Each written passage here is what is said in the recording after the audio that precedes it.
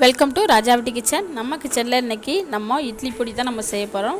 அது ரொம்ப ஈஸியான முறையில் நம்ம செய்ய போகிறோம். வாங்க எப்படி செய்யலான்னு பார்க்கலாம். வாங்க வீடியோக்குள்ளே போகலாம்.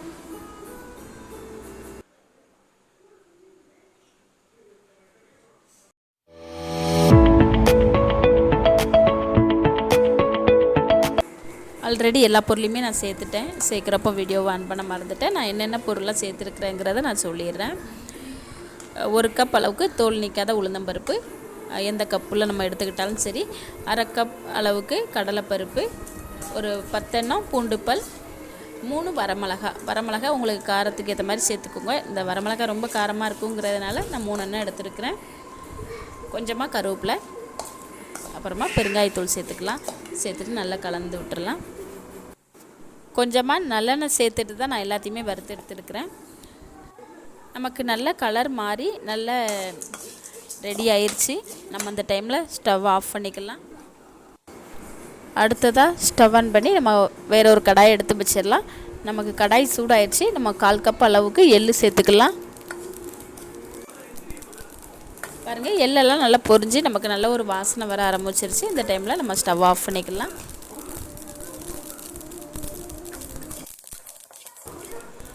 நம்ம சூடு போனதுமே நம்ம எல்லா பொருளையுமே மிக்ஸி சாரில் சேர்த்துட்டு நம்ம அரைச்சி எடுத்துகிட்டு வந்துடலாம். ரொம்ப நைஸாகவும் நம்ம அரைச்சிடக்கூடாது, அதே அளவுக்கு ரொம்ப நம்ம கொரகொரப்பாகவும் அரைச்சிடக்கூடாது.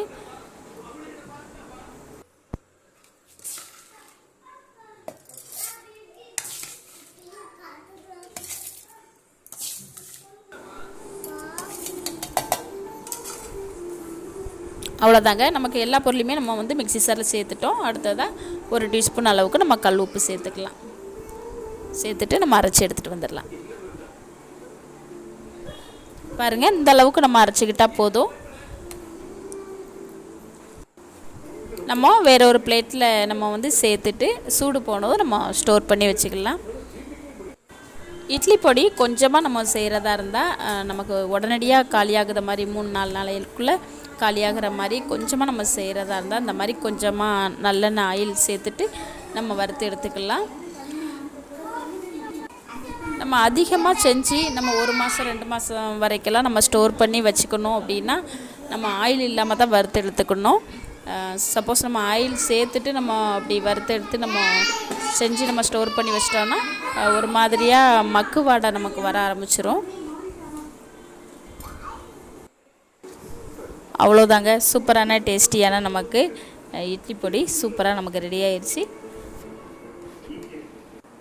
இந்த ரெசிபி உங்களுக்கு பிடிச்சிருந்துச்சுன்னா நம்ம ராஜாவட்டி கிச்சன் சேனலில் சப்ஸ்கிரைப் பண்ணுங்கள், லைக் பண்ணுங்கள், பெல் பட்டனை ப்ரெஸ் பண்ணுங்கள். அப்போ தான் நான் போடுற வீடியோ ஒன்றுக்கொன்னா உங்களுக்கு வந்து சேரும். ஆல்ரெடி ஏற்கனவே நம்ம சேனலில் வந்து இட்லி பொடி ரெசிபி நான் வந்து அப்லோடு பண்ணியிருக்கேன். அதையும் நீங்கள் வந்து செக் பண்ணி பாருங்கள்.